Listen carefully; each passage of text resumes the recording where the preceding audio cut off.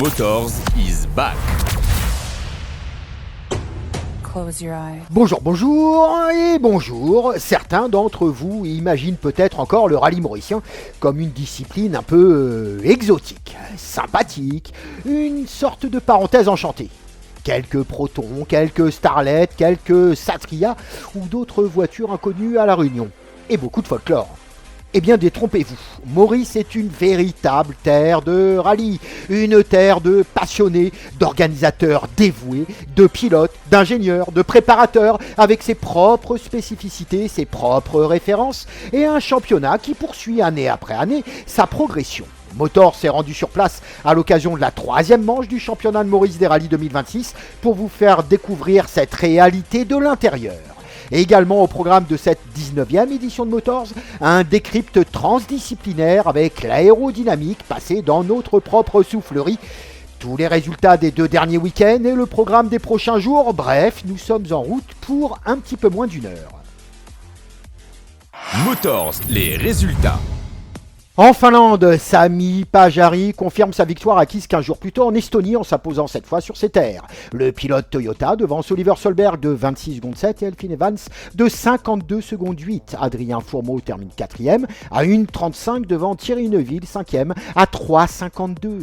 Toyota signe un triplé historique à domicile à quelques kilomètres seulement du siège de Gazoo Racing installé à Jyväskylä.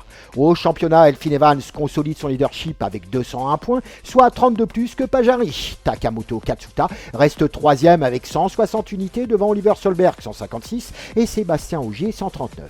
Malgré son tonneau samedi, Evans réalise donc l'une des meilleures opérations du week-end, tandis que l'abandon d'Ogier redistribue la lutte pour le titre. En WRC2, Robert Virves s'impose finalement devant Timo Sunninen et Laura Yuna. Au championnat, l'Estonien prend une option très sérieuse sur le titre, avec 100 points contre 79 à Rob Koronen et 76 à Timo Sunninen. 3 manches restent à disputer, mais la dynamique est désormais clairement en faveur du pilote estonien. Enfin, cette édition 2026 a également relancé le débat sur les vitesses atteintes en Finlande. Malgré les chicanes artificielles et les dispositifs anti-cut, les rallyens continuent de repousser les limites, un sujet sur lequel nous reviendrons plus largement dans notre débrief consacré justement au rallye de Finlande. Motors. Il y a 10 jours, à Lommel, sur l'un des circuits les plus exigeants de la saison, Jeffrey Herlings n'a laissé aucune ouverture à ses adversaires. Le néerlandais signe un week-end parfait avec 2 victoires de manche et s'impose au classement général devant Kay de Wolf et Tim Geiser. Tom Vial termine 4e devant Andrea Adamo. Dans les manches, Herlings s'impose avec autorité. Il relègue Kay de Wolf à 45 secondes 4 dans la première course, puis à 39,6 dans la seconde, confirmant sa totale maîtrise du sable belge. Au championnat, Jeffrey Herlings franchit un nouveau cap avec 675 points. Le pilote Honda porte désormais son avance à 104 unités sur Romain Fèvre, 2e avec 571 points. Lucas Hakkinen, toujours diminué après son lourd accident de Fox Hills, avait pourtant effectué un véritable test grandeur nature lors des essais libres à Lommel, mais l'ancien patron du championnat n'était toujours pas en mesure de défendre ses chances et a finalement renoncé avant le début des courses. Il glisse ainsi au 3e rang avec 566 points devant Tim Geiser 534 et Andrea Adamo 450.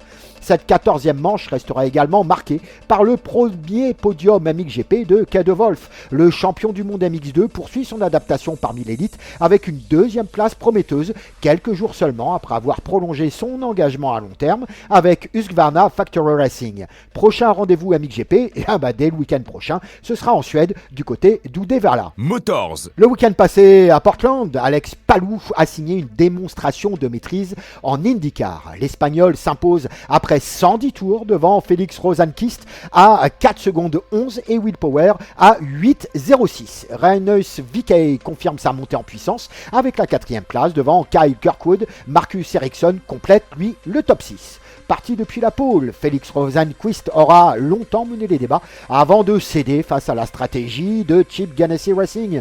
En restant un tour de plus en piste lors de la première vague d'arrêt, Palou réussit un overcut décisif qui lui permet de prendre définitivement les commandes de la course. Il signe ainsi sa 6e victoire de la saison et la 25e de sa carrière. Au championnat, cette 13e manche pourrait peser très lourd. Avec 510 points, Alex Palou compte désormais 110 longueurs heures d'avance sur Kyle Kirkwood, nouveau dauphin avec 400 points. David Malukas recule au 3e rang avec 392 unités devant Christian Lundgaard et Pato O'Ward. Alors qu'il ne reste plus que 4 courses à disputer, l'Espagnol se rapproche un peu plus d'un 5e titre IndyCar. À noter également la belle 3e place de Will Power. Pour sa première apparition à Portland sous les couleurs d'Andretti Global, l'Australien retrouve un circuit où s'était imposé lors des 2 dernières éditions. Une communication radio manquée au moment du dernier arrêt, l'a probablement privé d'une lutte pour la 2e place, voire peut-être davantage. Motors. Après plusieurs semaines de pause estivale, le MotoGP reprenait ses droits à Silverstone pour ouvrir la seconde moitié de la saison. Et c'est Aprilia qui a marqué les esprits. Raúl Fernandez décroche sa première victoire de l'année en menant le GP de bout en bout. L'Espagnol devance Jorge Martin de 2 secondes 5 et Marco Bezzecchi de 3 secondes 3, offrant à la marque italienne un nouveau triplé. Alex Marquez termine 4e devant Pedro Acosta, tandis que Marc Marquez ne peut faire mieux que 9e et que Pecco Bagnaia échoue à une inhabituelle 17e place. Au championnat, Jorge Martin réalise toutefois la meilleure opération du week-end. Grâce à sa victoire en sprint et sa 2e place en GP, le pilote Aprilia Racing porte son total à 240 points. Marco Bezzecchi reste son premier poursuivant avec 209 unités devant Ayogura à 203, Marc Marquez à 200 et Fabio Di Gianantonio à 199. À eux 5, ils se tiennent toujours en seulement 41 points, de quoi promettre une lutte intense tout au long de cette seconde moitié de saison. Mais Silverstone raconte surtout une autre histoire, celle d'un constructeur qui semble avoir changé de dimension. Aprilia ne s'est pas contenté de gagner les courses. Dès les premiers essais libres, Marco Bezzecchi abaissait le record du circuit, une référence encore améliorée en qualification par Jorge Martin.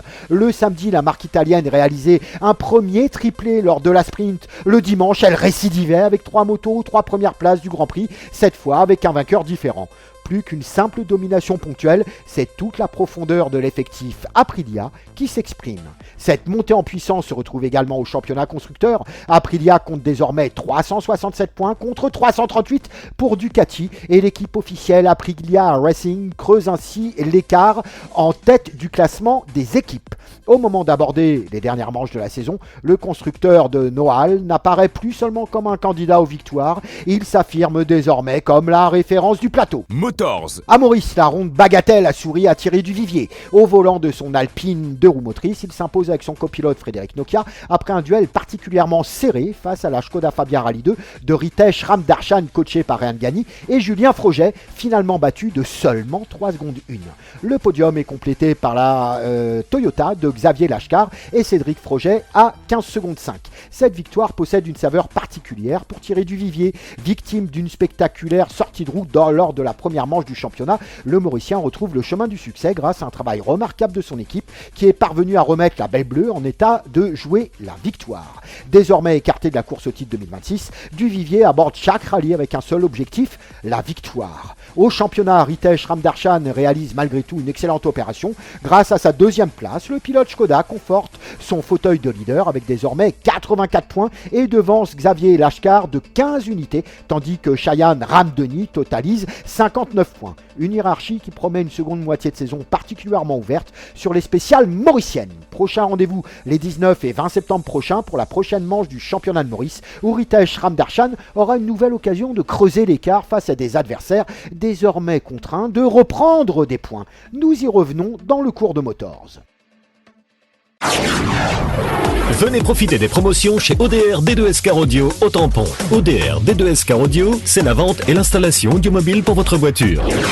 ODR D2S Car Audio, c'est les plus grandes marques Pioneer, Hertz, Soundstream, SP Audio.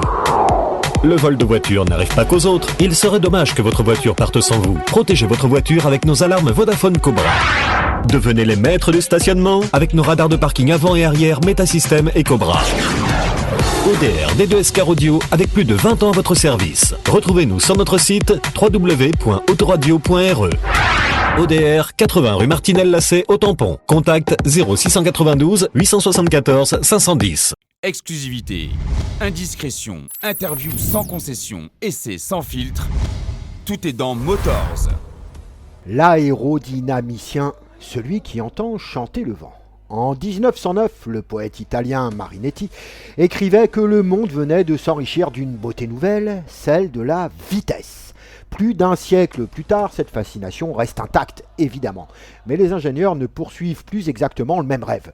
Leur objectif n'est plus seulement d'aller plus vite, ils cherchent désormais à rendre cette vitesse plus efficace, plus maîtrisable, plus sûre, et parfois même plus silencieuse. Le rallye de Finlande, qui vient de conclure son traditionnel diptyque avec l'Estonie, deux véritables temples de la haute vitesse. Le MotoGP reprenait le week-end dernier à Silverstone, où les records du circuit tombaient dès les premiers essais libres, avant qu'Aprilia ne confirme sa domination. La Formule 1 retrouvera Zandvoort dans quelques jours, alors que le DTM s'apprête à reprendre au Nürburgring le week-end prochain, tandis que la Formule E entre dans sa dernière ligne droite. À première vue, ces disciplines semblent n'avoir que peu de points communs. Et pourtant, toutes dialoguent aujourd'hui avec le même partenaire invisible, l'air. Lorsque l'on évoque l'aérodynamique, beaucoup imaginent immédiatement des ailerons, des diffuseurs ou des carénages. Pourtant, l'aérodynamique n'est pas un département isolé, c'est probablement celui qui dialogue avec le plus grand nombre de spécialistes.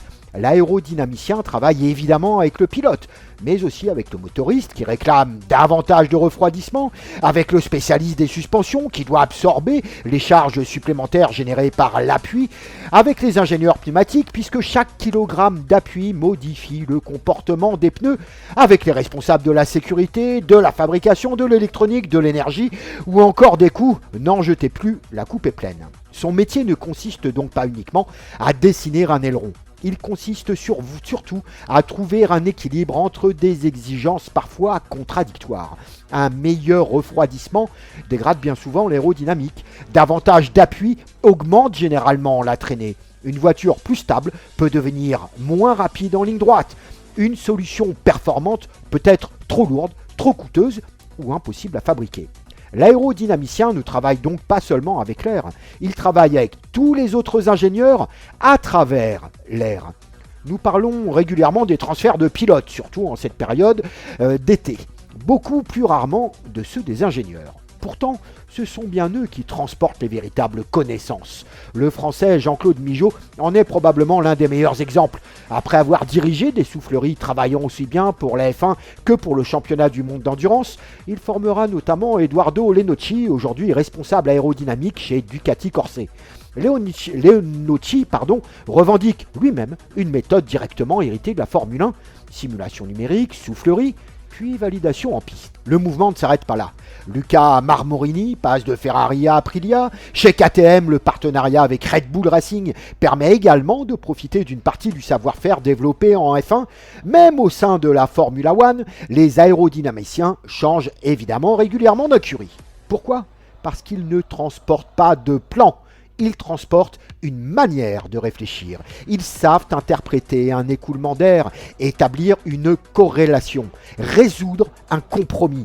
Car contrairement à une idée largement répandue, il n'existe pas plusieurs aérodynamiques évidemment. Les lois de la physique sont identiques pour tout le monde.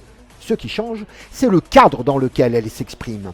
Le règlement fixe les frontières.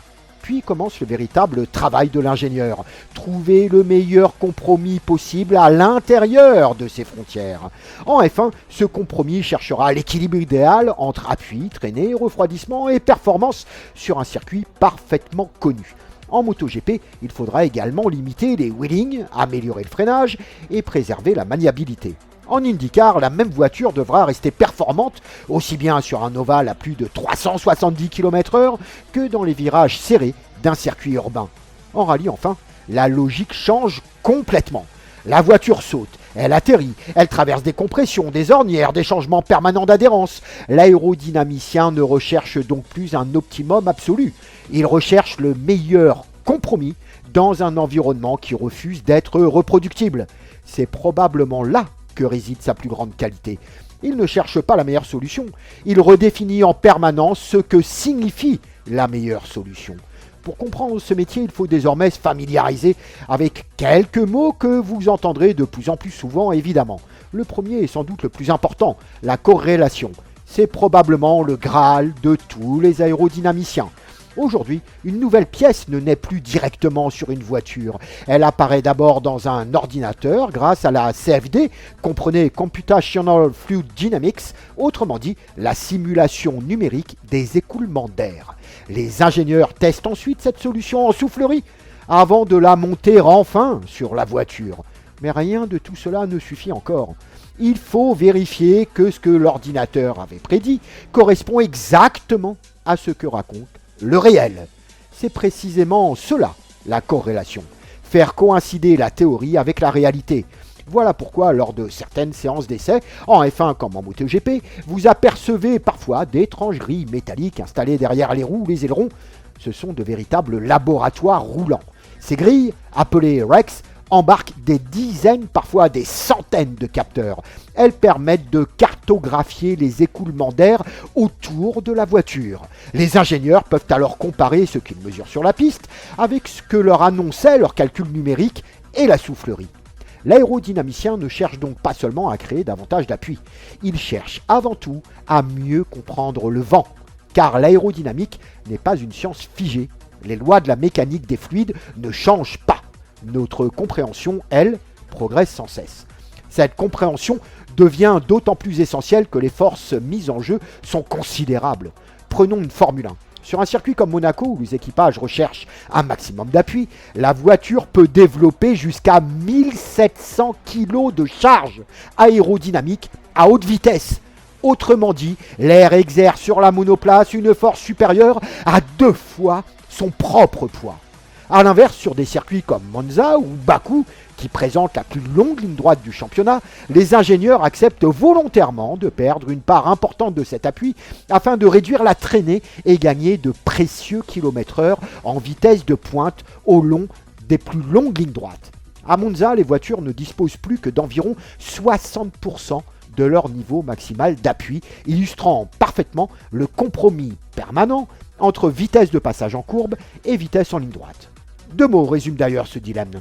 Le premier est le downforce, l'appui aérodynamique. Le second est le drag, la traînée. L'un plaque la voiture au sol, l'autre ralentit son avancée. Produire davantage de downforce génère presque toujours davantage de drag, et toute la carrière d'un aérodynamicien consiste précisément à améliorer l'un sans pénaliser excessivement l'autre. Le rallye raconte la même histoire. À 200 km/h, le seul aileron arrière d'une Rallye 1 peut générer de l'ordre de 75 à 120 kg d'appui. Cela représente déjà le poids d'un adulte bien en forme qui viendrait s'asseoir sur le coffre de la voiture. Pourtant, cette charge n'est qu'une partie du travail aérodynamique global de la Rallye 1, beaucoup plus discret que celui d'une Formule 1.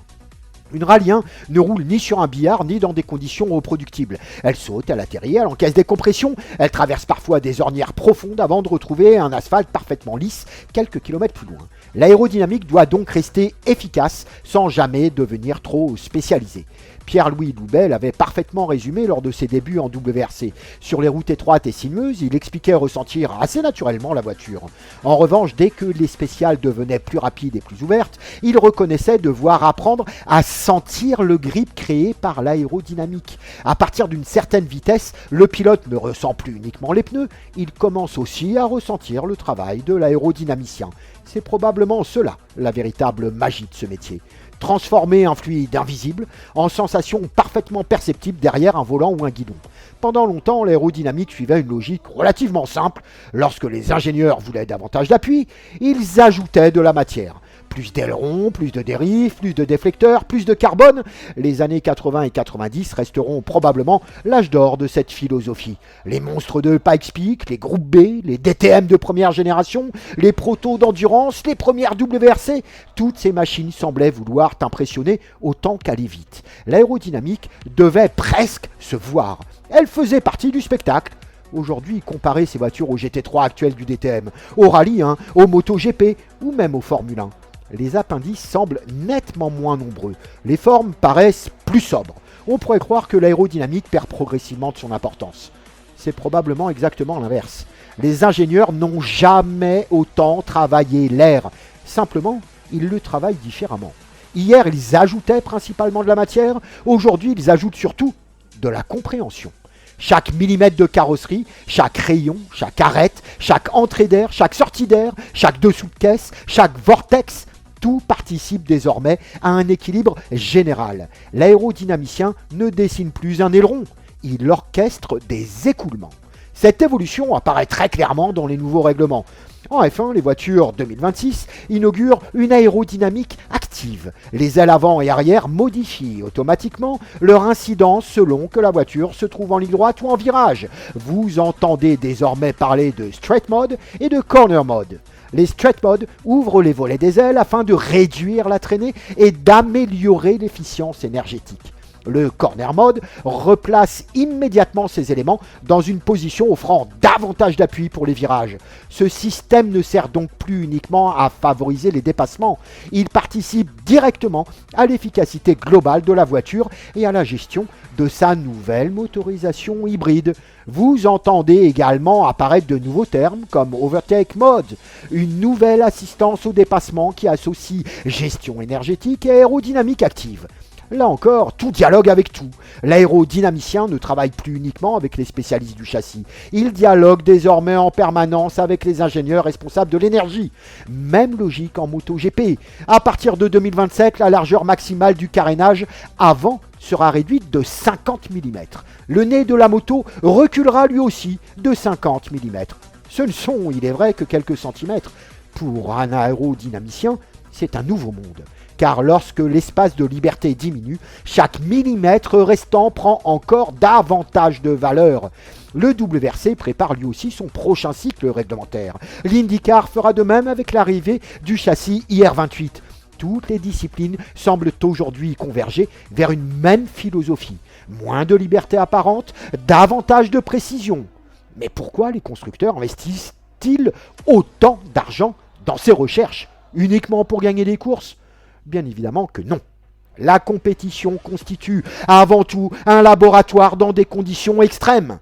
C'est là que les ingénieurs confrontent leurs idées, parfois folles, aux contraintes les plus sévères qu'il soit possible d'imaginer. Une Formule 1 produit plus d'1 tonne d'appui. Une MotoGP doit rester stable à plus de 350 km/h tout en s'inclinant à plus de 60 degrés quelques centaines de mètres plus loin. Une Rallye 1 saute à près de 170 km/h avant de retomber quelques dizaines de mètres plus loin. Si une solution fonctionne dans ces conditions, elle mérite probablement d'être étudiée pour les véhicules de série. Réduire la traînée permet aujourd'hui de diminuer la consommation d'un moteur thermique ou d'augmenter l'autonomie d'un véhicule électrique. Optimiser les écoulements autour des rétroviseurs, des montants de pare-brise ou du pavillon réduit les bruits aérodynamiques et améliore le confort sur autoroute. Les dessous de caisse deviennent plus efficaces, les flux de refroidissement plus précis, les carénages de moto protègent mieux leurs pilotes tout en consommant moins d'énergie. La compétition n'invente pas tout, c'est vrai, l'industrie non plus. En fait, les dieux mondes dialoguent en permanence. Mais la compétition possède une qualité unique. Elle oblige les ingénieurs à valider leurs idées dans les conditions les plus extrêmes. Elle accélère leur compréhension. Finalement, la prochaine fois que vous roulerez sur autoroute dans une voiture plus silencieuse, plus stable, plus sobre, vous ne penserez probablement ni au Rallye de Finlande, ni à Silverstone, ni à la Formule 1. Et pourtant, une partie de ce confort est née là-bas, dans ces laboratoires roulants où des ingénieurs passent leur vie à essayer de comprendre un partenaire que personne ne voit. Le pilote ressent la voiture, le motoriste écoute son moteur, le spécialiste pneumatique rit les gommes, l'aérodynamicien, lui, écoute le vent. Et les meilleurs d'entre eux finissent peut-être par entendre ce que ce vent essaie de leur raconter, car au fond, l'aérodynamicien est simplement celui qui entend chanter le vent. Motors, Rallye. Droite 3 s'arrêter, droite 3 s'arrêter, chemin gauche 3 salles, chemin gauche 3 salles, chemin gauche 3 salles. 50 mètres, droite 4, droite 4. Motors. Vous l'aurez probablement perçu, nous sommes bien en rallye, et plus précisément chez nos cousins mauriciens. Cette fois à bord de la Toyota Yaris de Xavier Lashkar, accompagné des notes de son copilote Cédric Froget. Il y a une dizaine de jours se disputait ainsi la 3e manche du championnat de Maurice des rallyes organisé par le Motor Racing Club. Au terme de 10 spéciales, la victoire reviendra à Thierry Duvivier au volant de son Alpine 110S. Mais pour en arriver là, première étape, samedi soir, 5 spéciales disputées de nuit sur une route de montagne pour le moins humide, piégeuse, ponctuée de nombreuses épingles. Thierry Duvivier s'élance à bord de la seule 2 roues motrices parmi les Top Gun. Ouais, on va dire ça comme ça. Oui, face à une armada de 4 roues. Non, on a un très bon châssis. On a passé pas mal de temps à la mettre au point. Il faut dire que de série, déjà, elle est très bien. Après, nous, on passe beaucoup de temps sur le châssis, le setup. Donc, elle danse pas trop, mais on peine un peu, surtout quand il y a un gradient fort. Dans les montées, les 3 montées n'ont pas été à notre avantage. Alors ça, c'était le cas hier, avec des épingles en première, de la route typique de montagne, comme on les connaît à La Réunion. Tout à fait. Avec des grosses bestioles comme ça, c'est pas simple, c'est quasi une tonne 2, un petit peu moins. Mais là, on est à légèrement moins, une tonne 170. Ouais. Aujourd'hui, c'est une spéciale complètement différente, avec un profil, on va pas dire typé circuit, mais... une moitié de spéciale typé circuit, l'autre moitié un peu plus étroite, bosselée, des virages en dévers, cachés, donc moi j'aime bien. J'affectionne particulièrement. Non, hier on a abordé après la sortie de début de saison, je veux te dire, on a enchaîné 10 rallyes d'affilée 2024-2025. En pleine confiance. Bon, à un moment donné, il fallait trouver certaines limites. On l'a trouvé en début de saison. Ça fait partie du jeu, on l'accepte. Tu sais, c'est ce que disait Colin McRae, pour savoir où se trouve la limite, il faut la franchir. C'est exactement ça. Donc, mais c'est délicat parce que on est performeur, on a le sens de l'attaque, on aime ça, on roule pour ça d'ailleurs. Et tant qu'on n'a pas joué avec ses limites, mais quand tu es dans l'auto, que tu as une osmose, que tout fonctionne parfaitement bien, tu as l'impression qu'elle n'existe pas, en fait. Donc tu les repousses jusqu'à temps qu'à un moment donné, ça passe pas. Et... Bon, tu commences à bien la connaître, cette voiture, ses points forts, mais c'est également ses contraintes. Exact. Aujourd'hui, c'est une voiture qui honnêtement, joue la gagne, parce que devant, ça progresse aussi. Ritech, il a pris 8 dixièmes à une kill en 3 rallyes. Ouais, Ritech progresse bien, il est bien encadré. Cheyenne qui fait beaucoup de progrès derrière. Donc on est content de voir ça, puisque à la base on est compétiteur, donc c'est ce qu'on demande. Donc écoute, on va tout donner aujourd'hui pour défendre notre place podium, mais surtout aller chercher cette première place. Alors l'Alpine très clairement à sa place podium. Maintenant sur la première marche, ça reste jouable ou c'est vraiment en fonction du profil des rallyes? Écoute, on a si, sur un rallye ça reste jouable. Maintenant on roule, après la sortie je vais dire qu'on roule un peu plus intelligemment, avec un peu plus de maturité. On se dit qu'on a l'ensemble d'un rallye pour faire la course, contrairement à avant où on rentrait bille en tête dès la première à la dernière, même avec 1 minute d'avance, on était toujours à l'attaque jusqu'à la dernière spéciale. Je dis pas qu'on va pas être à l'attaque, mais on se garde une petite marge de réserve, contrairement à avant où on n'en mettait pas. Dans ces conditions du samedi soir particulièrement délicates, entre pluie et route séchante, c'est finalement Ritech Ramdarshan au volant de sa Škoda Fabia Rally 2 ex-Ramdeni qui s'en sort le mieux. Au terme des 5 premières spéciales, il compte 6 secondes 4 d'avance sur son premier poursuivant Thierry Duvivier. Pourtant, son copilote Julien Froget concède que tout n'avait pas commencé idéalement, avec un choix de pneumatiques particulièrement délicat pour cette première boucle. Vu que le temps, les conditions, on n'est pas de chez les roues pluie, mais ce n'était pas forcément la meilleure solution. Surtout, on n'a pas l'occasion de changer avant les 3 premiers passages. Mais bon, ça s'avérait quand même assez payant. C'était peut-être pas sec, mais pas trop humide non plus. Donc ça fait le travail. Puis au 4e passage, on change les pneus. Mais heureusement, on a un peu relâché la pression, on va dire. Il était fatigué. Il était fatigué. Concernant ce mail et tout. Donc on a un peu relâché la bride, on va dire. Et on s'est bien rattrapé au dernier passage. Où je pense qu'on s'y a un recours. C'est un bassin blanc. Donc voilà. Bon, un mot sur votre progression qui est énorme. C'est vraiment fait un truc. Ça passe par quoi? C'est du comportement de pilotage, évidemment. On accepte la dérive. Mais sur les notes, en ce qui me concerne, il y a eu un boulot particulier fait. Oui, effectivement. Cette année-ci, surtout, on a beaucoup retravaillé toutes nos notes. On a une super équipe qui nous suit. Donc, ils nous aide beaucoup dans ce sens. C'est Ryan qui a fait. Voilà, c'est Ryan Dani, notre coach. Donc, il nous aide beaucoup dans ce sens, à nous améliorer. On a toujours roulé comme ça avant. C'était pas mauvais, hein. C'est juste qu'on a réalisé qu'on avait pas mal de lacunes. Donc, du coup, on s'est bien rattrapé dessus. On travaille énormément. Là, vous avez, quand on regarde les perfs de l'année dernière et même du premier rallye de la saison, vous avez progressé entre 8 dixièmes et une kill. C'est énorme. Hein? Oui, c'est énorme, effectivement. Et ça vient que justement, quand on s'applique et quand on met tout au point, ben voilà, le résultat est là. Ça passe comment? C'est davantage de concentration ou beaucoup plus de travail en amont en préparation? C'est un peu les deux. Plus de concentration, essayer de garder le rythme tout le temps et ne pas faire un passage et puis relâcher et tout. Et surtout, nos trajectoires ont complètement changé. Même les notes, qu'on roule peut-être plus de 10 ans. Hein. Pas évident de changer du jour au lendemain, mais bon, faut croire que ça paye. Vous êtes passé à l'angle? Non, toujours pas à l'angle. On a gardé le même principe pour ne pas trop s'embrouiller, mais avec beaucoup plus de repères, beaucoup plus de points de freinage. Plus de précision dans les notes. Beaucoup plus. Les objectifs aujourd'hui, c'est une spéciale complètement différente. Hier, il y avait des pistes verticales. Ouais. Aujourd'hui, c'est pas le cas. Ouais, aujourd'hui déjà, vu qu'on perd quand même, enfin on perd pas, on lâche quand même 5 secondes avant le dernier passage. On avait quand même une avance assez considérable. Aujourd'hui, il fallait être à l'attaque. Dès le début, on va être à l'attaque. On dit quoi? Les compteurs sont à zéro? On va dire ça comme ça. On va dire ça comme ça. Mais au-delà de la bataille pour la victoire, le championnat mauricien poursuit lui aussi sa progression. Pour cette ronde bagatelle, le président du Motor Racing Club, Sanjeev Herde, compte 37 engagés et livrait une première impression au départ même de l'épreuve. Très positif, le troisième manche du championnat de rallye Motor Racing Club 2026. Alors, on est arrivé à 37 équipages, 7 dedans régularité et 30 rallyes modernes. Très positif, très encourageant.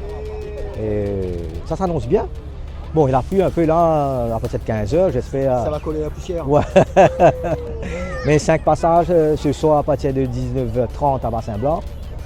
On espère, on croise les doigts, tout se passe bien et que les 37 équipages retournent ici ce soir en parc fermé. Et demain, on sera à Nouvelle Découverte en Tourelle. Et la remise des prix pour cette manche de Bagatelle Challenge Cup en collaboration avec CCR et Dunas, c'est prévu demain soir au Bagatelle Bowl. Par rapport au rallye que tu connais, qui est lieu à La Réunion ou au niveau championnat de France, c'est une conception complètement différente. C'est une intensité folle. On ne peut pas se permettre de perdre de moindre dixième de seconde. 50 km, il y a zéro droit à l'erreur. On ne rattrape rien. Hein. Oui, c'est le cas là. Hein. Tu vas voir, tu vas être là. Et merci pour ta présence et pour ta visite, pour venir nous voir. Et tu vas voir les 10 premiers, mais là, bec et ongle, hein. On a des images régulièrement, ça bastonne. Oui. Ça en fait je crois bien, lors de la deuxième marche, c'était à coup de seconde. Ah oui, on avait tous les chronos, tous les chronos, impressionnant. Et ils n'ont pas de droit à l'erreur. Et très belle bataille. Et là, c'était pas le cas, disons, 300, 4 ans de cela. Oui. Mais là, depuis l'année dernière, surtout cette année-ci, pour que tu rentres dans ces 10 premiers-là, il faut batailler là. Alors il y a le top 10, les gros bras, hein, les cadors habituels, mais derrière ceux qui font tout l'attrait du rallye, c'est ce qu'on appelle les underdogs ou les rookies. On est comment à Maurice du rookie? Tu en comptes encore régulièrement? Oui, on en compte d'année en année, de rallye en rallye, et quand tu as des nouveaux qui viennent, il y a les nouveaux qui commencent à faire bien lors du premier spécial. Préparés correctement, préparés mentalement, mécaniquement, et ils viennent pour se prouver, et nous on encourage cela. C'est ça qu'on a. Vous avez développé on avait développé ça il y a 2 ans de cela. On pense le remettre cette année-ci et les années prochaines. Et depuis l'année dernière, on a mis la régularité. Ouais. La régularité, c'est emmener les gens avec les voitures normales, de série. Et pourquoi pas, l'année prochaine ou dans 2 ans, venir en rallye moderne. C'est une passerelle. Exactement. Merci. Venez profiter des promotions chez ODR D2S Car Audio au Tampon. ODR D2S Car Audio, c'est la vente et l'installation audiomobile pour votre voiture. ODR D2S Car Audio, c'est les plus grandes marques Pioneer, Hertz, Soundstream, SP Audio. Le vol de voiture n'arrive pas qu'aux autres. Il serait dommage que votre voiture parte sans vous. Protégez votre voiture avec nos alarmes Vodafone Cobra. Devenez les maîtres du stationnement avec nos radars de parking avant et arrière Metasystem et Cobra. ODR D2S Car Audio avec plus de 20 ans à votre service. Retrouvez-nous sur notre site www.autoradio.re. ODR 80 rue Martinel-Lacet au Tampon. Contact 0692 874 510. Après une courte mais délicieuse nuit de repos sur les rivages mauriciens, place à la deuxième étape. Cette fois, les équipages retrouvent des conditions dures, certes, mais une météo toujours incertaine. Le profil change complètement. Un tracé cette fois beaucoup plus rapide, sans véritable épingle, ponctué de quelques bosses et 2 sauts avalés à très haute vitesse. Changement de terrain de jeu et l'Alpine de Thierry Duvivier en profite pleinement avec une moisson de 4 temps scratch. Ouais, une spéciale que j'affectionne particulièrement aussi. Pourquoi? Profil très changeant, il y a des portions rapides, il y a des portions lentes, il y a du très technique. Donc, Qu'est-ce que tu bah écoute, c'est des enchaînements où il faut savoir garder un certain rythme. Il y a beaucoup de changements de rythme aussi. Donc il faut pouvoir garder la cadence. Après, c'est une spéciale qui a beaucoup de microclimats. Donc on l'a vu encore aujourd'hui. Tu étais le seul à pas avoir de chaussettes plus. Ah, dans la 9, oui, on est monté la 8 et la 9, on a fait la boucle en sec, on était les seuls. On a tenté le pari, écoute, on était à 1 seconde avec Ritesh. Voilà, quoi. C'est le rallye, donc il faut bien Voilà, tenter. à la limite, bon, Faut bien ça tenter. s'habitue de ne pas régner comme tu l'as fait l'année dernière sans partage. Et quelque part, ça t'oblige toi aussi à en mettre Bien sûr, davantage. bien sûr. C'est comme ça qu'on progresse et on en redemande. Que la concurrence se resserre et ben là, ça demande à faire des choix différents, ça demande à oser et on l'a fait. Ça a payé dans la montée, on lui en met 2. Après, la météo n'a pas joué en notre faveur. On est arrivé là-haut, on a vu qu'il recommence à pleuvoir. On s'est dit, bon, voilà, c'est cuit. J'ai dit à Fred, écoute, on va rouler, on va limiter la casse, on va rallier l'arrivée. On est là, mais on va rien lâcher en tant que compétiteur. Si on avait 7-8 rallyes la saison, ça aurait été parfait. Ça aurait été parfait. Prochain rendez-vous, ça va être quoi? 19-20 septembre, si je dis pas de bêtises. Ouais. On va voir, on va essayer de faire évoluer un peu l'auto. Au niveau du championnat, c'est cuit depuis. Ah oui, ouais, on n'a pas d'objectif particulier pour le championnat puisque sorti et la deuxième manche, on a connu un problème où, comme je disais ce matin, on a perdu 2 minutes 30. Donc ouais, là nous c'est de revenir, de prendre rallye après rallye, de continuer à reprendre confiance et de faire progresser l'auto. Donc on a quelques évos à prévoir pour le prochain, donc on va essayer de mettre ça en œuvre pour... on est bien. Après, comme je disais ce matin, on aborde les rallyes avec un peu plus de maturité, un peu plus d'intelligence et on construit la victoire. Ouais, on était très bien. Très bien. Aujourd'hui, c'est une spéciale d'attaque, donc... et c'est pas trop... Il n'y a pas trop de gradient, donc ça ne nous pose pas de problème. Il n'y a pas d'épingle, il y a une inter. L'inter, on sait bien l'attaquer, on passe bien les propres dedans. Même si c'est mouillé, on a démontré qu'avec une propulsion encore, voilà quoi. On a roulé toute la journée, toutes les tapes sur du mouillé, sur du gras, sur du un peu plus séchant. En propulsion, après, il faut rouler, quoi. Le pari de l'Alpine s'avère finalement payant grâce à 4 temps scratch lors de cette seconde étape. Thierry Duvivier reprend 9 secondes 5 à Ritesh Ramdarshan et s'impose finalement avec 3 secondes 1 d'avance au terme des 10 spéciales au programme. Deuxième à l'arrivée, les leaders du championnat, Ritesh Ramdarshan et son copilote Julien Froget confortent néanmoins leur statut de patron du championnat mauricien malgré une seconde étape beaucoup plus compliquée. Jusqu'au bout, conditions difficiles. Levé, difficile en choix de pas avoir de grippe surtout. C'est pas mal de frayeurs. Donc on a essayé de se battre avec Thierry, on a tout essayé. Hein. Parce que quand même au dernier passage c'était encore jouable. Mais bon, il savait que c'était plus fort que nous aujourd'hui. On accepte, belle bagarre, du début à la fin. Vous êtes au contact direct aujourd'hui avec Thierry. Ah oui, ah oui. C'est gratifiant. Certainement, certainement.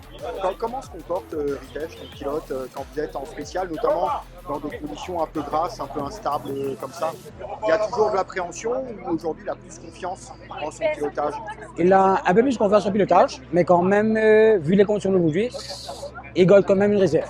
Ouais. C'est ça, parce qu'on s'est fait une frayeur comme l'année dernière, et donc aussi le championnat. Donc on préfère quand même garder une réserve. On a attaqué, on a essayé. Et de toute façon, c'était aujourd'hui une spéciale taillée très clairement pour plus une GT, effectivement. Effectivement, beaucoup de lignes droites, beaucoup de roulants, un peu moins technique on va dire, donc c'était à son avantage. Il reste 2 saisons, 2 rallyes jusqu'à la fin de l'année. Vous Ouais. attaquez comment? Vous êtes solide là, vous êtes costaud. Ouais, quand même. Voilà, donc on fait à la seconde place, donc on ramène des points pour le championnat. On va essayer de continuer comme ça et maintenir la première place au championnat. C'est quoi l'objectif aujourd'hui? C'est aller plus vite, solidifier là où vous êtes aujourd'hui. Ouais, c'est plutôt solidifié, mais quitte à pouvoir se faire plaisir et encore une victoire, pourquoi pas, on ira quoi. Tant que c'est dans la mesure du possible, sans forcément trop fausser les choses quoi. Jusqu'à la fin de l'année, il y Ouais, a une voilà. victoire à jouer au minimum et puis après on va devenir sage. Et on va essayer, hein, on verra. Ça veut dire quoi l'objectif, cette victoire la prochaine? On va tenter. Derrière ce duo de tête, la 3e marche du podium a été disputée entre Xavier Lachkar à bord de sa Toyota Yaris et Cheyenne Ramdeni au volant de sa Citroën C3 Rallye 2. Vous l'aurez compris, des conditions météo compliquées pour cette ronde bagatelle avec pas mal d'eau au menu de la première étape mais également de la deuxième. Exact, on a rempli un peu les réservoirs, je crois que sur ce week-end. En parlant de réservoirs, nous, je pense qu'on a mis le doigt sur les petits problèmes qu'on a eu ce week-end. On avait un problème de carottement, de misfiring. Dès les premières spéciales, ça s'est accentué, c'était un peu erratique. Tu nous parlais de son lambda qui... Ouais, finalement, c'était pas ça. Donc, à l'assistance Bassin Blanc, l'équipe a fait un super travail. Heureusement, on avait les bobines, on a changé bobines, on a changé bougies à 3 reprises. On a envoyé les logs, les acquisitions. À chaque assistance, on n'avait que 2 assistances hier. On a essayé de trouver le problème. On a envoyé des acquisitions à nos tuners qui se trouvent retrouve en Italie, les mecs ils devenaient fous, ils disaient non, tout a l'air d'être bon, on comprend pas. Essaye le lambda, ça peut être ça. Et on a essayé le lambda avant la première spéciale du jour et rebelote. Donc on avait ce brrrr qui était, on peut l'entendre sur certaines vidéos qui tournent sur internet. On a quand même bien roulé, ça nous a permis d'essayer des choses sur le châssis, on retiendra ça. On a réussi à faire un scratch quand on était, je crois que c'est la dernière descente du jour. Il y avait bien saucé entre les deux spéciales. Malgré que les positions semblaient figées, sans être trop à l'attaque, on a réussi à signer un scratch en descente où le carottement nous pénalisait un peu moins. Mais ouais, comme tu dis, on a eu du brouillard, on a eu de la pluie, on a un peu tout eu ce week-end. Cheyenne Ramdenier est un pilote que nous connaissons bien à La Réunion après plus d'une saison passée sur l'île Bourbon. Désormais revenu courir à plein temps à Maurice au volant de sa Citroën C3 Rallye 2, il poursuit sa progression. 4e à l'arrivée, à une trentaine de secondes de Xavier Lachkar, son objectif n'est certes pas encore de gagner, mais d'abord de ne pas perdre. Ouais, je suis un peu plus constant, c'était compliqué pour moi. On est arrivé à une nouvelle découverte et c'est mis à pleuvoir. Du coup, je pense qu'on s'est gouré un peu sur le setup dans la première boucle. On était complètement à l'arrache. C'est-à-dire que t'es un poil et ouais, on est resté beaucoup trop dur, on a supplié, on n'a clairement pas supplié assez. Du coup, c'était un peu madrier dans la première boucle. Puis on a soupli comme il faut, ça allait mieux, mais le mal était déjà fait, c'était déjà trop tard. Le terrain d'aujourd'hui, c'est un terrain globalement plus rapide, moins de vertical, essentiellement. C'est un terrain très rapide, très bosselé, avec un changement de revêtement quand même. Il y a pas mal de coulées d'eau quand il se met à pleuvoir. Du coup, on dit toujours une nouvelle découverte, c'est une spéciale facile avec des conditions difficiles. Et bon, c'est ce qui fait son charme aussi. Mais ça a été. À la fin, on a essayé des réglages. On est toujours en train de se trouver, se chercher plutôt. Mais je pense qu'on finira par y arriver. Il y a du positif, on est moins à l'arrache qu'au dernier rallye. On ne se fait pas mettre autant dans la première étape. Du coup, moi, on a été constant du début jusqu'à la fin. Du coup, il y a pas mal de positifs. Il faut avoir un coup ce qui n'a pas fonctionné et essayer de gommer ça pour les 2 prochains rallyes. On reste sur des formats relativement courts, 55-60 km à chaque fois. Là. Toujours, sauf le dernier rallye. Le dernier rallye fera 100 km. L'an dernier, je crois qu'il a fait 115 km, qui reste quand même plus intéressant sur 3 jours. Mais ça reste. Que tu connais bien en plus. Ouais. C'est les formats Made in Maurice, comme on dit. Ça reste des petites spéciales qu'on répète, où les conditions sont très très changeantes. Voilà, c'est le folklore du rallye mauricien. Au-delà de la lutte pour le podium, cette ronde bagatelle confirme également l'évolution du championnat mauricien. Le plateau se resserre progressivement, les voitures se modernisent et certaines montures, comme la Toyota Yaris de Xavier Lachkar, apportent un regard différent sur cette discipline. Je pense que le niveau a sacrément augmenté ces dernières années. Les équipements aussi, le sérieux des équipes. Le sérieux de l'organisation. Bon, on est un peu comme vous à La Réunion, on est un peu limité aussi au niveau des spéciales, beaucoup plus que vous quand même. Donc on tourne un peu sur les mêmes spéciales, on les connaît plus ou moins par cœur. Après, je suis content d'être malgré tout 3e. On se maintient quand même dans une hypothétique course au championnat, même si on lâche encore un petit peu sur la Skoda de Ritech, qui est dans la même équipe que nous. Qu'est-ce qu'on a fait? On est devant Cheyenne avec sa belle C3. On n'a quand même pas une Rallye 2, même si on l'a équipée du plus possible, notre petite Yaris locale. Cette Yaris, c'est un peu une voiture hybride tout à fait. que vous avez montée, mais sur quelle base on est parti sur... On est parti sur une Yaris GR, elle venait de sortir, on a été l'un des tout premiers à l'acheter au Japon. Elle a dû rester quelques mois là-bas parce que les permis d'importation sont délivrés quand la voiture a 18 mois, donc elle a attendu, elle a passé un hiver là-bas avant de prendre le bateau et venir ici. Mais l'optique, c'était de la monter avec que des produits FIA, homologués FIA, de manière à traverser le banc de mer qui nous traverse. Les rallyes de kit en fait. Même pas. Non. Du tout. Et en fait, on s'est pris un peu une carotte parce que je sais pas les vraies raisons, mais en tout cas, elle a jamais été homologuée, elle a jamais eu son passeport FIA. Ouais. Donc, on n'a jamais pu l'emmener et venir un peu découvrir les belles spéciales qu'il y a à La Réunion. Donc, elle est condamnée à rester ici, malheureusement. Mais voilà, bon, même si au niveau moteur, je pense qu'on est pas loin des Rallye 2. En fiabilité, à 280 bourrins, ouais, je pense peut-être même plus. En bride 34, on doit être dans les 300. On n'a pas de banc freiné à Maurice, donc on peut même pas savoir. Mais je pense qu'on est plus dans les 300 avec la bride 34 comparé au 32. Mais là où on pêche vraiment, voilà, c'est sur la fiabilité et sur train roulant, motricité, freinage, tenue de route. ça reste une voiture d'origine. Même si on a du 3 voies, C'est une voiture qui va s'updater régulièrement. Il y a encore potentiellement des choses à faire ou là on est... Non, je pense qu'on a bottom out comme on dit. Là, on a juste tout mis. Après, peut-être, ça coûterait vraiment une blinde de la passer avoir toutes les pièces Rallye 2. Mais ça aussi, c'est. Donc on est là où on est content. On prend ce qu'on a réussi à aller grappiller ce week-end et espérons venir prendre de l'expérience et profiter un peu de vos belles spéciales s'il y en a bientôt qui nous accueillent. Voilà, ce sera le mot de la fin pour cette ronde bagatelle qui conforte la position de leader du championnat mauricien de Ritesh Ramdarshan avec désormais 84 points. Xavier Lashkar occupe la deuxième place avec 69 unités. Promis, il ne l'a pas fait exprès. Et notre ami Cheyenne Ramdeni complète le podium avec désormais 59 unités. Prochain rendez-vous à Maurice les 19 et 20 septembre prochains. Quant à nous, nous retrouverons dès la semaine prochaine un autre Mauricien bien connu à La Réunion qui évolue sur les deux îles, Kouchal Noundlal, habituel copilote à La Réunion de Gianni Barret.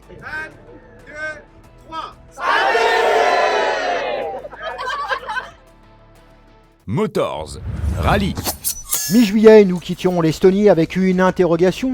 Jusqu'où ces rallyens pouvaient-elles encore repousser les limites de la vitesse? 2 semaines plus tard, la Finlande nous a apporté une réponse différente. Car ce rallye ne récompense pas seulement les plus rapides, il récompense avant tout ceux qui résistent. Sportivement d'abord, Sami Pajari confirme avec éclat sa première victoire mondiale acquise en Estonie. Devant son public, le Finlandais offre à Toyota un nouveau triplé historique à quelques kilomètres seulement du siège de Gazoo Racing installé à Jyväskylä. Mais cette victoire mérite d'être regardée d'un peu plus près. Pajari n'a pas écrasé la concurrence. Il termine le meilleur performeur du rallye avec 6 temps scratch devant Sébastien Ogier 5, Elfyn Evans 4, Oliver Solberg, Adrien Fourmeau 2 chacun, tandis que Thierry Neuville et Katsuta complètent ce bilan avec un meilleur temps à égalité pour ces deux derniers. Ce partage des scratchs montre que plusieurs pilotes avaient la vitesse nécessaire pour espérer gagner. Mieux encore, le Finlandais connaît lui-même un véritable trou d'air. Dans le S8, il ne signe que le 19e temps, concédant plus de 34 secondes au leader. Pourtant, une fois en tête, après l'abandon de Sébastien Ogier, son approche change complètement. Il ne cherche plus à gagner chaque spécial, il cherche à gagner le rallye. Une maturité impressionnante pour un pilote qui dispute seulement sa 10e saison, lui qui découvrait justement le championnat national finlandais en 2016. Cette maîtrise prend encore davantage de relief lorsqu'on observe la domination de Toyota. 18 des 20 meilleurs temps reviennent à la Yaris Rally 1, dont un ex-aequo. Hyundai ne signe que 3 scratchs, dont un partagé. Mais surtout, ses performances interviennent sur 2 super spéciales de seulement 2,58 km, des Mickey Mouse, et sur la plus courte spéciale classique du rallye, longue de moins de 10 km, disputée sous un véritable déluge avec des ornières remplies d'eau. Sur les grandes spéciales rapides qui font l'identité de la Finlande, Toyota a tout simplement imposé sa loi. Il faut dire que cette domination n'a rien d'un hasard. La Yaris Rally 1 est née ici. Depuis son entrée en compétition en 2017, son développement s'est effectué en grande partie sur ces routes finlandaises. Un terrain d'essai exceptionnel, mêlant très haute vitesse, saut et succession de compression. Depuis cette date, seule l'édition 2022 a échappé à Toyota avec la victoire d'Ott Tanak sur Hyundai. Cette Finlande reste plus que jamais le laboratoire naturel de la Yaris. Mais ce week-end nous a surtout rappelé que la Finlande est probablement l'épreuve d'endurance la plus exigeante du championnat. L'endurance des équipages d'abord. Thierry Neuville évoquait des réceptions de saut généralement régulièrement autour de 5G, avec parfois des pics instantanés dépassant 30G, des dizaines de fois par spécial. Avant chaque réception, pilotes et copilotes doivent contracter leurs muscles, notamment la sangle abdominale, afin de préparer leur corps au mieux au choc suivant. Reboul, l'ancien navigateur en WRC, confirmait d'ailleurs cette réalité. Derrière les images spectaculaires des Jump finlandais se cache un véritable marathon physique. Les chiffres de vitesse donnent d'ailleurs le vertige. 11 spéciales ont été disputées à plus de 130 km/h de moyenne, avec un sommet à 138,7 km/h dans le S18 le samedi soir. Pour mesurer cette évolution, il suffit de se souvenir qu'en 2010, une moyenne de 130 km/h sur Unimpoya avait été jugée excessive, poussant les organisateurs à revoir le tracé lors des éditions suivantes. 20 ans plus tard, ce qui constituait une exception est devenu presque une référence. Et pourtant, les pilotes effectuent leur reconnaissance à une moyenne maximale de 70 km/h sous surveillance de la direction de course. Sur plusieurs spéciales inédites cette année, ils doivent donc interpréter des notes prises à vitesse réduite avant d'attaquer parfois près de 2 fois plus vite. La marge d'erreur devient infime. Les conséquences se sont vues tout au long du week-end. Les passages dans les fossés se sont multipliés. De nombreux pilotes parlaient de grosse chaleur à l'arrivée des spéciales. Plusieurs rallyens revenaient sur la route après avoir roulé avec 1, 2, parfois même 3 roues dans un fossé. Ces pilotes ne recherchent évidemment pas ces trajectoires. Elles traduisent au contraire des dépassements momentanés des limites d'exploitation de la voiture que seuls des réflexes exceptionnels permettent parfois de corriger. L'exemple le plus spectaculaire restera celui d'Elfyn Evans. Alors qu'il occupait la 2e place du classement général à seulement 11 secondes 6 de Sébastien Ogier, le Gallois part à la faute dans le S14. Sa Toyota effectue 4 tonneaux avant de retomber sur ses roues avec beaucoup de chance. En tentant de rejoindre la route dans la foulée, il s'immobilise finalement dans un fossé. Aidé par les spectateurs, il repart mais concède 1 minute 50 et recule au 5e rang à plus de 2 minutes du leader. Cette séquence raconte aussi une autre histoire, celle de l'endurance des équipes. Malgré des dégâts considérables sur la carrosserie, la cellule de survie est restée intacte. À l'assistance de la mi-journée, les mécaniciens de Toyota reconstruisent littéralement la voiture. Quelques heures plus tard, Evans reprend la route. En rallye, l'endurance ne concerne donc pas uniquement les pilotes ou les voitures. Elle repose aussi sur ces équipes capables de remettre en état une rallye 1 en quelques dizaines de minutes pour lui permettre de poursuivre son week-end. Le retour exceptionnel de Julien Ingrassia aux côtés d'Ogier rappelle lui aussi le niveau d'exigence de cette épreuve. Revenir ponctuellement en Finlande sur un terrain aussi spécifique n'avait rien d'anodin malgré 8 titres de champion du monde des copilotes. Leur sortie de route du samedi, heureusement sans conséquences majeures pour l'équipage, rappelle que l'expérience elle-même ne protège jamais totalement lorsque les performances atteignent un tel niveau. Au fond, cette Finlande 2026 restera peut-être moins comme le rallye de la confirmation de Sami Pajari que comme celui d'une génération de rallye 1 arrivée au sommet de son développement. Des voitures extraordinaires capables de repousser toujours plus loin les performances, mais qui exigent en retour une endurance physique, mécanique et humaine rarement atteinte dans l'histoire de ce championnat. Et à l'heure où le WRC prépare déjà son prochain cycle réglementaire, cette édition finlandaise ressemble presque à une photographie de la maturité absolue des rallyens actuels. Venez profiter des promotions chez ODR D2S Car Audio au Tampon. ODR D2S Car Audio, c'est la vente et l'installation audiomobile pour votre voiture. ODR D2S Car Audio, c'est les plus grandes marques Pioneer, Hertz, Soundstream, SP Audio.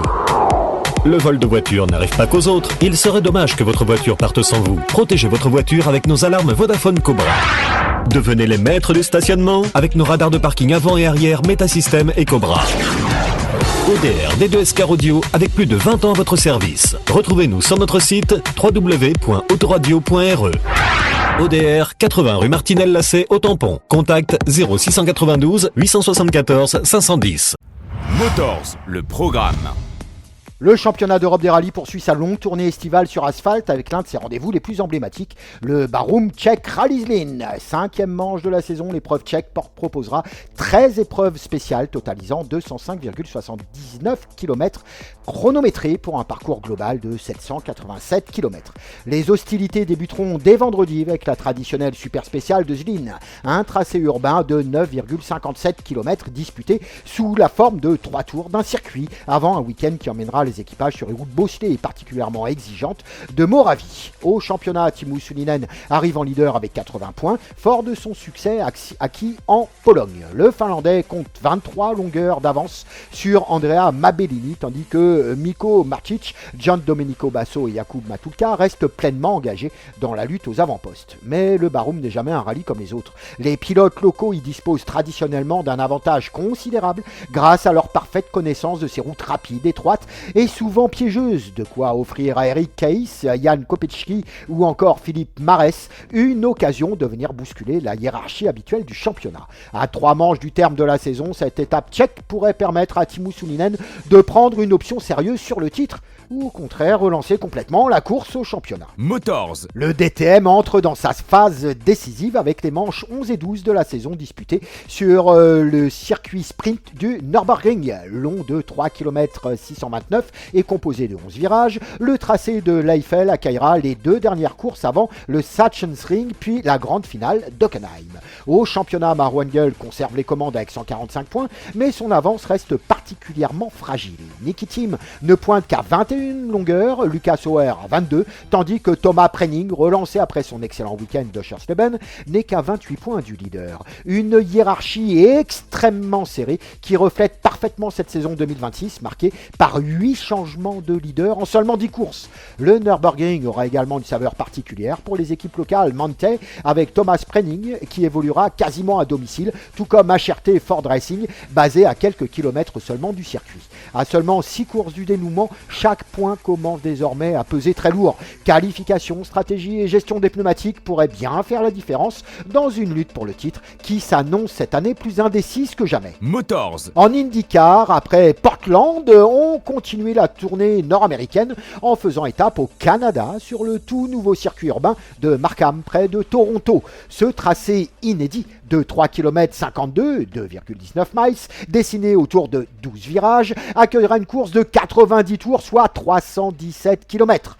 Au championnat, Alex Palou continue de maîtriser son sujet. Fort de sa démonstration à Portland, l'Espagnol totalise désormais 510 points et possède 110 longueurs d'avance sur Kyle Kirkwood, plus de 2 victoires. David Malukas, Christian Lundgaard et Patou Howard complètent le top 5, mais à seulement 4 courses de l'arrivée, chaque occasion de reprendre des points potentiels devient très précieuse. Cette découverte de Markham pourrait justement rebattre une partie des cartes. Sur un circuit où personne ne dispose de véritables références en course, la qualité du travail réalisé lors des essais libres, les réglages de l'exploitation des pneus pourraient peser tout autant que l'expérience des pilotes. Pour Alex Palou, l'objectif sera clair, franchir une nouvelle étape vers un 5e titre IndyCar. Pour ses poursuivants, cette première canadienne représente peut-être l'une des dernières occasions de relancer un championnat qui semble progressivement basculer en faveur du pilote espagnol. Motors. La Formula I refermera ce week-end sa saison avec les manches 16 et 17 disputées sur le spectaculaire circuit de l'Excel de Londres.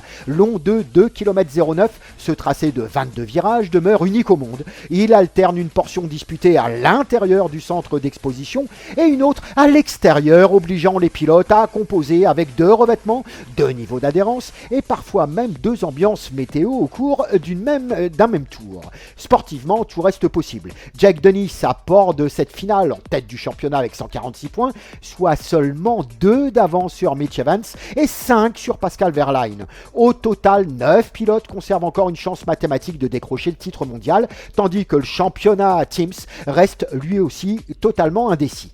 Mais Londres marquera également la fin d'une époque. Après 4 saisons, la Gen 3 puis la génération suivante Gen 3 Evo tirera définitivement sa révérence avant l'arrivée de la Gen 4. Plus légère, plus rapide et dotée d'une transmission intégrale permanente, cette nouvelle génération ouvrira un nouveau chapitre technologique et ce dès la saison prochaine, en fin d'année 2026. Ce sera aussi la dernière apparition de la Formula I sur le circuit de l'Excel, puisque le championnat rejoindra ensuite Brands Hatch en 2027. 3 pages d'histoire se refermeront donc simultanément, celle d'une saison, celle d'une génération de monoplaces et celle d'un circuit qui restera comme le seul à avoir mêlé au plus haut niveau course automobile en intérieur et en extérieur. Motors. Le championnat du monde de motocross poursuit sa tournée nordique avec le Grand Prix de Suède disputé sur le circuit d'Uddevalla, long de 1 km 62. Ce tracé en terre dure pourrait accueillir un rendez-vous décisif pour le championnat MXGP. Tous les regards seront tournés vers Lucas Konen, victime d'une lourde chute à Fox Hills. Le Belge ne s'est même pas aligné au départ des courses de Lommel après s'être limité à la seule séance d'essai libre. Il reste incertain en raison d'importantes douleurs liées à une atteinte au nerf sciatique. si son retour devait être repoussé ou s'il ne retrouvait pas immédiatement son niveau, ses dernières chances de contester le titre à Jeffrey Herlings s'amenuiseraient considérablement, car malgré la deuxième place occupée par Romain Fèvre au classement général, c'est bien le duel Herlings-Konen qui rythme la saison en termes de performance pure. Le néerlandais totalise désormais 675 points devant Romain Fèvre à 571 et Lucas Konen à 566, alors qu'il ne reste plus que 4 Grands Prix à disputer. En MX2, la lutte demeure tout aussi passionnante. Guilhem Fares conserve la tête avec 668 points, mais Sacha Konen 621 et Camden McLellan 608 restent en embuscade avant cette étape suédoise. Motors. Enfin, le pro motocross reprend ses droits après une pause estivale de 3 semaines avec le mythique Undalia National, 9e des 11 manches du championnat. Disputé à New Berlin dans l'état de New York, ce tracé naturel est considéré comme l'un des sanctuaires du motocross américain. Né en 1969 sur une ancienne exploitation agricole, il accueille le championnat national depuis 1989 et a également marqué l'histoire en recevant le premier motocross des nations aux États-Unis ainsi que plusieurs grands prix des USA. En 450, la lutte pour le titre reste particulièrement serrée. Hunter Lawrence conserve les commandes avec 367 points, mais son jeune frère cadet ne pointe qu'à 12 unités. Plus loin, Hayden Digan occupe la 3e place avec 298 points, tandis que Jorge Prado et RJ Hampshire tenteront de profiter de cette reprise pour se rapprocher du podium du championnat. En 250, le suspense est encore plus intense. Levi Kitchen mène avec 293 points, soit seulement 7 longueurs d'avance sur le néo-zélandais Cole Davis, 286. Julian Bomer, 3e avec 268 points, reste lui aussi pleinement dans la course au titre, à seulement 3 épreuves de l'arrivée. Le rendez-vous d'Unnadia pourrait donc peser lourd dans les deux championnats, alors que chaque manche restante réduit un peu plus la marge d'erreur des prétendants au titre. Motors is back. Close your eyes. C'est déjà la fin de cette 19e édition de Motors. Merci de votre fidélité. Partagez, partagez, repartagez. Si cette escapade de mauricienne vous a plu, sachez qu'elle se poursuivra également en images. Nos amis de Passion Auto sur Télécréole consacreront un chapitre à cette ronde bagatelle dans leur édition du dimanche 23 août. Cette semaine, Motors prête les oreilles, Passion Auto apportera les yeux. Très belle semaine à toutes et à tous et rendez-vous mercredi prochain, 18h pour une nouvelle édition de Motors.